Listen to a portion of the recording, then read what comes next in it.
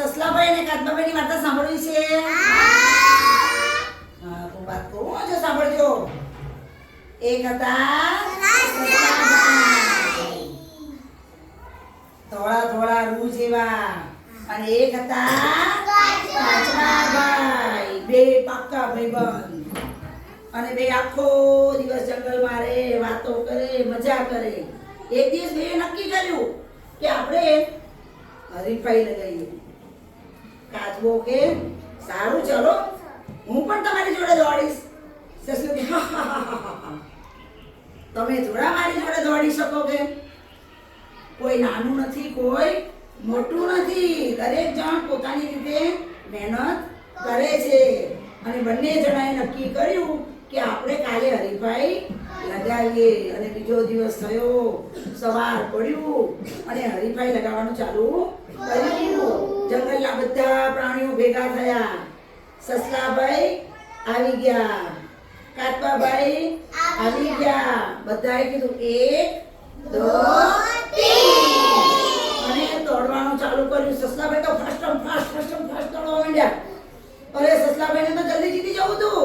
જલ્દી દોડ્યા સસલાભાઈ. અને કાચબાભાઈ તો ધીમે ધીમે ધીમે ધીમે ધીમે ચાલતા હતા. સસલાભાઈને એમ તો હું હમણાં જીતી જાઉં છું. અને સસલાભાઈ તો એક જગ્યાએ બેસીને પાછું વળીને જોયું કે કાચબાભાઈ કેટલે પહોંચ્યા છે. ઓહો, જો તો બહુ દૂર છે. એક કામ કરું, હું થોડી વાર અહીંયા આરામ કરી લઉં. અને વચ્ચોવચ એ તો બેઠા બેઠા સૂઈ ગયા. સરસ ઠંડો પવન આવતો તો ઊંઘી ગયા. અને કાચબાભાઈ તો ધીમે ધીમે ધીમે ધીમે કરતા આગળ નીકળી ગયા. અને એ તો નક્કી કરેલી જગ્યાએ જ્યાં ધજા લગાડી હતી ત્યાં પહોંચી ગયા. અને સસલાભાઈ તો જાગ્યા અને જોયું પાછળ કોઈ નથી.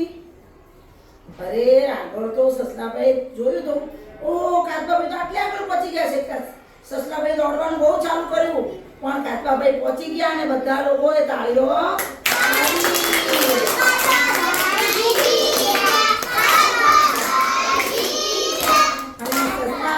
મોઢું ભેલું કરીને બેસી ગયા. એટલે નાનું પણ રાઈનો દાણો. હિંમત હારી જવાય